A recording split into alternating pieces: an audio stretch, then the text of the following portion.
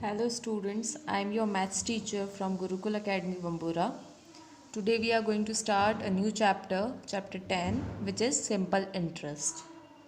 So पिछली class में आपने सिंपल इंटरेस्ट के बारे में पढ़ा है और वहाँ पर हमने यूनिटरी मेथड को यूज़ करके सिंपल इंटरेस्ट कैलकुलेट किया था. Now in this chapter we are going to calculate simple interest using formulae. हम यहाँ फॉर्मूला यूज़ करके सिंपल इंटरेस्ट को कैलकुलेट करेंगे. देखो सबसे पहले हमें ये पता होना चाहिए कि सिंपल इंटरेस्ट होता क्या है. जब हम किसी से भी मनी बोरो करते हैं, उधार लेते हैं, चाहे हम बैंक से लें या किसी पर्सन से लें पर्टिकुलर टाइम के लिए, तो जब हमें पैसे वापस लौटाने होते हैं तो हमने जो पैसा लिया है वो तो देना ही पड़ता है, उसके साथ साथ कुछ एडिशनल कुछ एक्स्ट्रा पैसा भी उसको वापस देना पड़ता है. और जो ये एक्स्ट्रा पैसा हम वापस देते हैं वो कहलाता है सिंपल इंटरेस्ट. तो ये जो सिंपल इंटरेस्ट होता है इसको निकालने के लिए एक फॉर्मूला होता है. Simple interest is equals to P into R into T upon 100. ये जो फॉर्मूला है इससे हम सिंपल इंटरेस्ट को फाइंड आउट करते हैं. तो जैसे मान लो किसी से मैंने बैंक से 100 रुपये लिए हैं, ठीक है, 1 साल के लिए, और जब मैं वापस पे करूँगी तो मुझे 100 रुपये नहीं, 100 रुपये से कुछ ज़्यादा अमाउंट पे करना पड़ेगा. सपोज़ मैंने 110 रुपीज़ पे करें, तो जो मैंने ये 10 रुपीज़ जो एक्स्ट्रा पे करें हैं, मैंने बैंक से लिए तो 100 थे लेकिन पे कितने करें 110. तो ये जो 10 रुपये एक्स्ट्रा पे करें दिस इज़ इंटरेस्ट, है ना, ब्याज. इंटरेस्ट को हम हिंदी में बोलते हैं ब्याज. तो वो ब्याज हुआ. इस चैप्टर में हम यही सिंपल इंटरेस्ट को फाइंड आउट करने वाले हैं. तो सिंपल इंटरेस्ट का जो फॉर्मूला होता है वो है P into R into T upon 100. तो अब यहाँ ये जो P, R और T जो है इनका मीनिंग आपको पता होना चाहिए कि इनका मतलब क्या है. सबसे पहला है P. P क्या होता है? P is principal. ये स्कूल वाले प्रिंसिपल नहीं है. यहाँ जो प्रिंसिपल है, प्रिंसिपल मतलब क्या होता है, जो मनी हमने बैंक या मनी लैंडर से ली है. जैसे मान लो अभी जो एग्जांपल में जैसे हमने बैंक से 100 रुपीज़ लिए थे, तो 100 रुपीज़ क्या है हमारा प्रिंसिपल, ठीक है. जो यहाँ P लिखा हुआ है उसका मतलब होता है प्रिंसिपल. फिर यहाँ हमने जो SI लिखा है, SI मतलब क्या है, simple interest. SI is simple interest. तो सिंपल इंटरेस्ट SI, जो पैसा हमने बैंक से लिया है उस बैंक या मनी लेंडर से, उसके अलावा हमें जो एक्स्ट्रा अमाउंट पे करना पड़ेगा, एक्स्ट्रा मनी जो पे करना पड़ेगा वो कहलाता है सिंपल इंटरेस्ट. इसको कई बार सिर्फ इंटरेस्ट नाम से भी लिखा हुआ होता है कुछ क्वेश्चन में. फिर नेक्स्ट है R. R मतलब होता है रेट. रेट क्या होता है कि हमें जैसे पर्टिकुलर 100 रुपीज़ पे हमें कितने टाइम पर यूनिट पैसे पे हमें कितने टाइम इंटरेस्ट पे करना है, किस रेट पर. जैसे हमने अभी देखा 100 रुपीज़ का हमने कितना पे किया था 110, तो हमने 10 रुपीज़ एक्स्ट्रा पे करे. तो 100 का 10 रुपीज़ कितना होता है 10%. तो ये 10% क्या है हमारी रेट है. रेट हमें परसेंट में ही दी जाती है कि आपने पैसा लिया है इस रेट पर लिया है, तो आपको जब आपका जो टाइम पीरियड है वो ख़त्म हो जाएगा तो उस रेट के हिसाब से जो पैसा होता है वो अपने को एक्स्ट्रा देना पड़ेगा. फिर नेक्स्ट चीज़ है T. T क्या होता है? T is time.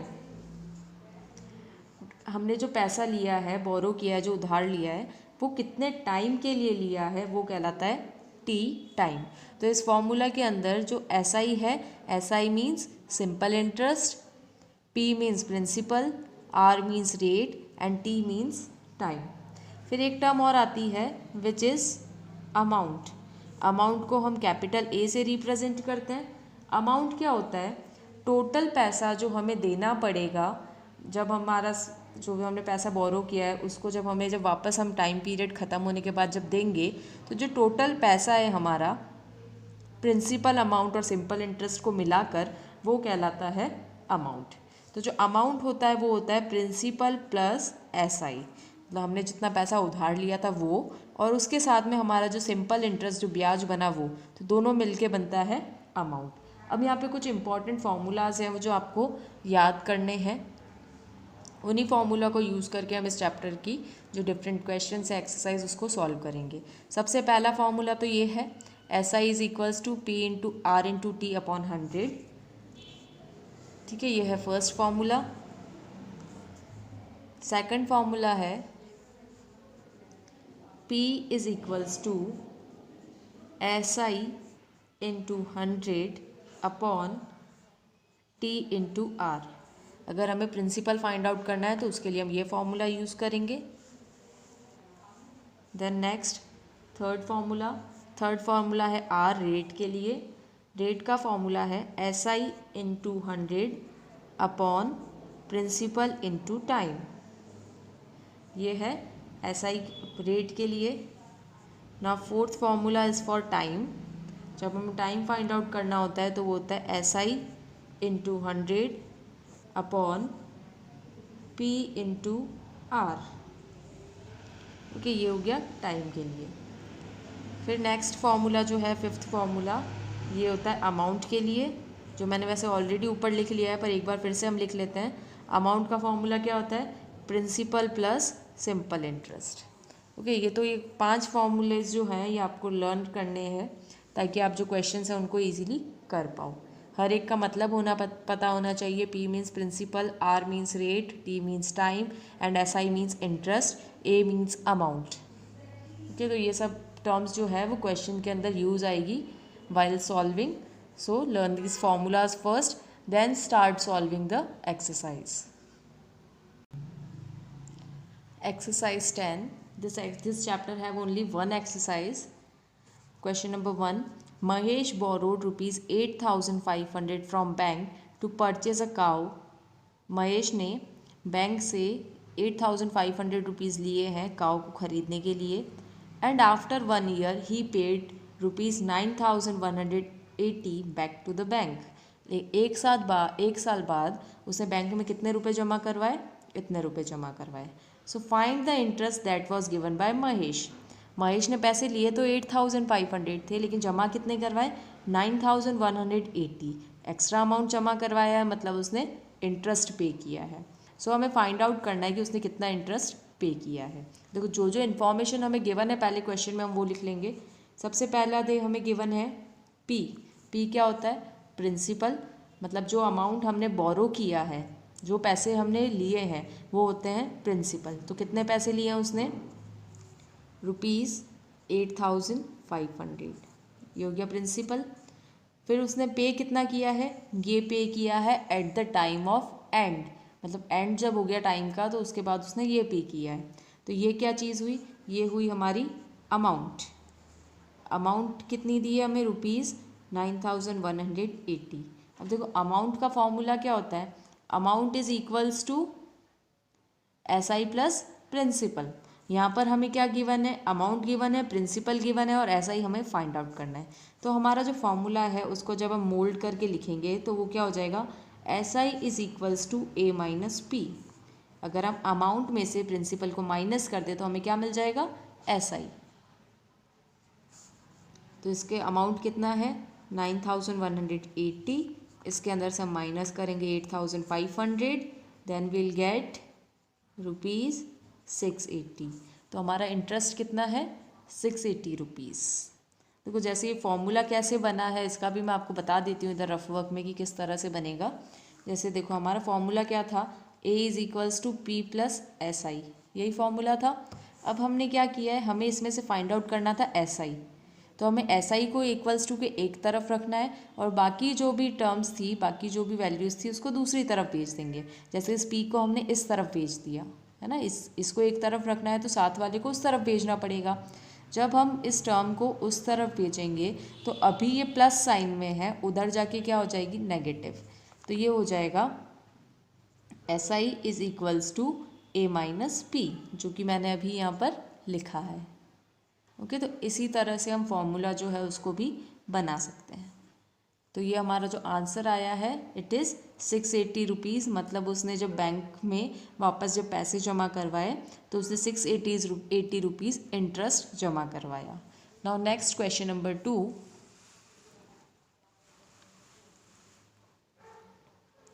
Vikrant borrowed rupees 12,600 from a landlord.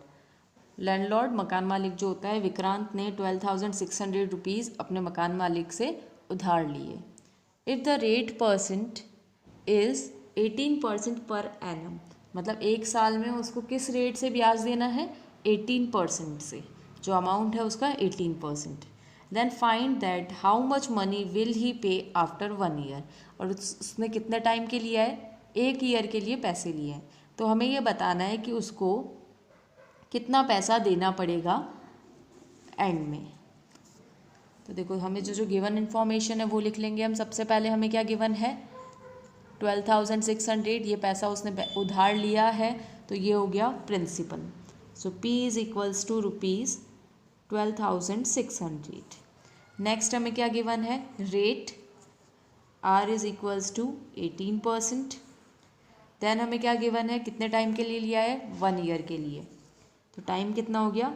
1 year. अब हम SI का फॉर्मूला फाइंड लगाएंगे। SI का फॉर्मूला क्या होता है?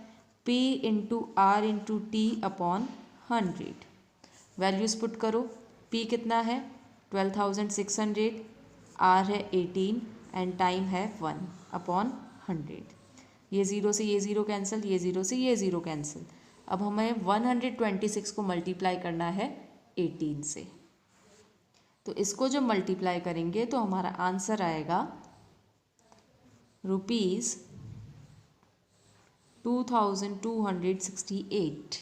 ये है उसका इंटरेस्ट। जब वो 1 साल बाद बैंक को वापस, लैंडलॉर्ड को वापस जब पैसे देगा तो उसको इतने रुपीज़ इंटरेस्ट देना है। मतलब जो पैसा लिया है 12,600, उसके अंदर इतने रुपए और जोड़ के वापस देने पड़ेंगे।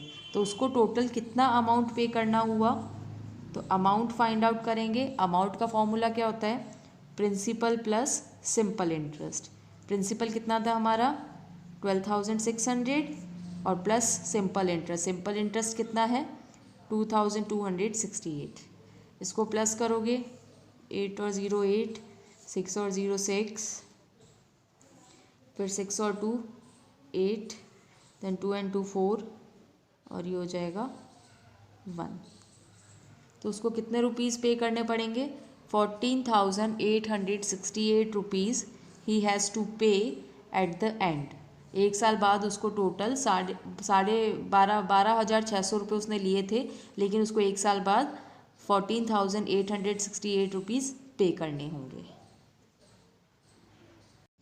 Question number 3, calculate the simple interest on rupees 5,000 at 4% per annum for 2 years.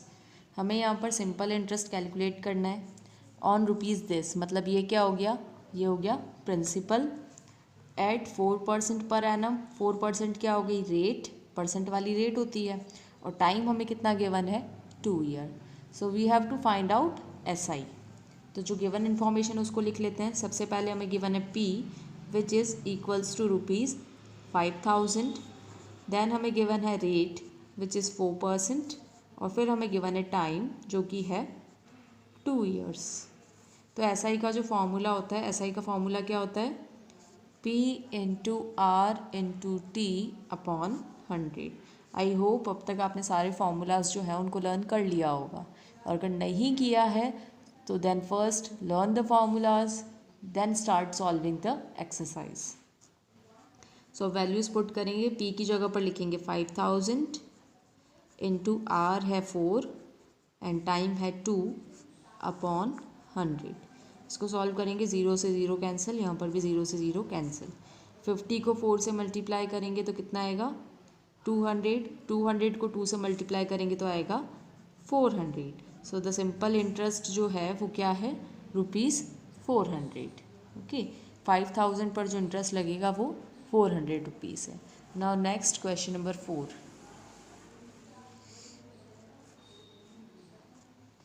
Calculate the amount and simple interest on rupees 6,250 at 12% per annum for 3.5 years. हमें क्या क्या गिवन है? देखो, हमें कैलकुलेट करना है अमाउंट और सिंपल इंटरेस्ट, है ना।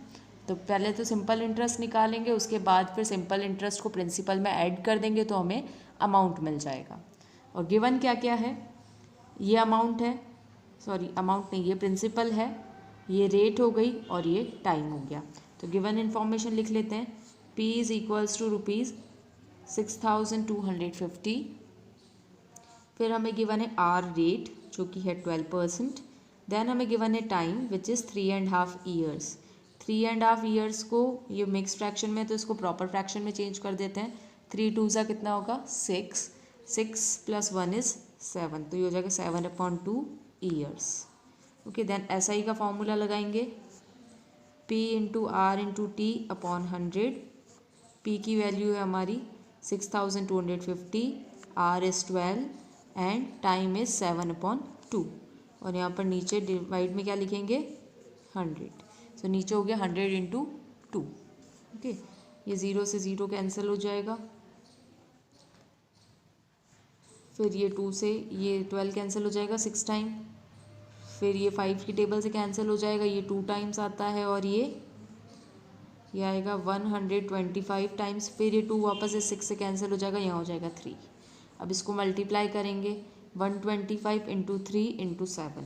जब इसको मल्टीप्लाई करेंगे तो आंसर आएगा ₹2625। तो ये तो हो गया इसका सिंपल इंटरेस्ट। अब हमें क्या फाइंड आउट करना है, हमें इसका अमाउंट भी फाइंड आउट करना है। तो अमाउंट के लिए हम क्या करेंगे, अमाउंट का फॉर्मूला क्या होता है, प्रिंसिपल प्लस SI। तो प्रिंसिपल कितना है हमारा 6,250 प्लस SI है 2,625। इनको प्लस कर लेंगे, 5 और 0 5, 5 और 2 7, 6 और 2 8 और 6 और 2 8। तो कितने रुपीज़ हो गए टोटल 8,875 रुपीज़। ओके, ये है हमारा amount. Next question number 5, a farmer borrowed from a cooperative bank ₹12,500 to purchase a pump set at 8% per annum for 5 years. How much interest will he pay after 5 years? Farmer ने एक bank से इतने rupees लिए हैं pump खरीदने के लिए, जो रेट है वो ये है, और टाइम जो है वो 5 ईयर्स है। तो हमें यहाँ पे P गिवन है, R गिवन है, T गिवन है। तो इंटरेस्ट आप फाइंड आउट कर सकते हो, फॉर्मूला लगाओगे P × R × T upon 100, values put करोगे उसके अंदर, तो आपको इसका आंसर मिल जाएगा। ओके, ये आप खुद करोगे। अभी हम नेक्स्ट क्वेश्चन नंबर 6 करेंगे। Question number 6, Ram Prasad borrowed from a cooperative society for 5 carbon urea at 230 per cartoon eight 12% per annum. Ram Prasad ने कोऑपरेटिव सोसाइटी जो है उससे 5 कार्टून यूरिया के ख़रीदने के लिए लोन लिया है ना, और एक कार्टून आता है 230 रुपीज़ का, उसको टोटल 5 कार्टून ख़रीदने हैं। मतलब इस रेट को हम इससे 5 से मल्टीप्लाई कर देंगे तो हमें पता चल जाएगा कि उसने कितना मनी बोरो किया है बैंक सोसाइटी से। और जो रेट है वो हमें गिवन है 12%। How much will he pay to society at the end of the year, मतलब उसने टाइम कितना है एंड ऑफ द ईयर, मतलब 1 साल के लिए लिया है। तो देखो हम यहाँ पे फाइंड आउट करेंगे। सबसे पहला हमें देखना है कि कितनी मनी उसने बोरो करी है सोसाइटी से। सो मनी बोरोड क्या हो जाएगी, प्रिंसिपल हो जाएगी, जो कि क्या है ₹230। ये एक कार्टून की रेट है, उसने टोटल 5 कार्टून लिए हैं। तो हम 230 को 5 से मल्टीप्लाई करेंगे, 5 0 ज़ा 0, 5 3 ज़ा 15, तो 1 कैरी हो जाएगा, 5 2 ज़ा 10 और ये हो जाएगा 11। तो उसने टोटल 1,150 रुपीज़ बोरो करे हैं सोसाइटी से, और जो रेट है वो हमें गिवन है 12% एंड टाइम इज़ 1 ईयर।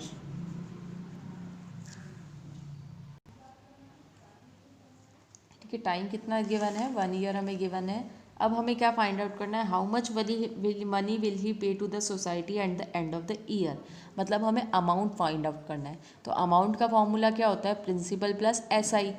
अब प्रिंसिपल तो हमारे पास है लेकिन SI हमारे पास नहीं है। So first we are going to find out SI। तो SI का जो फॉर्मूला होता है वो है P × R × T अपॉन 100। तो P कितना है हमारा 1150 into R is 12 and time is 1 year upon 100। ये कैंसिल हो जाएगा। फिर इसको आगे और कैंसिल करेंगे 5 की टेबल से, तो ये 2 टाइम कैंसिल हो जाएगा और ये 23 टाइम कैंसिल हो जाएगा। देन ये 2 अगेन इससे कैंसिल हो जाएगा, ये 6 टाइम होगा। देन 23 इंटू 6 करेंगे तो 23 इंटू 6 होगा 138। तो उसका जो सिंपल इंटरेस्ट है वो कितना हुआ, ₹138। Now we are going to calculate the amount. Amount का फॉर्मूला क्या होता है, P प्लस SI। P कितना है हमारा 1150 प्लस SI है हमारा 138। इनको प्लस कर देंगे, 0 और 8 5, 0 और 8 8 होगा, 5 और 3 भी 8 होगा, 1 और 1 2 और ये फिर 1। तो कितना रुपीज़ उसको टोटल पे करना पड़ेगा सोसाइटी को, 1288 rupees eight the end of the year उसको सोसाइटी को पे करना पड़ेगा।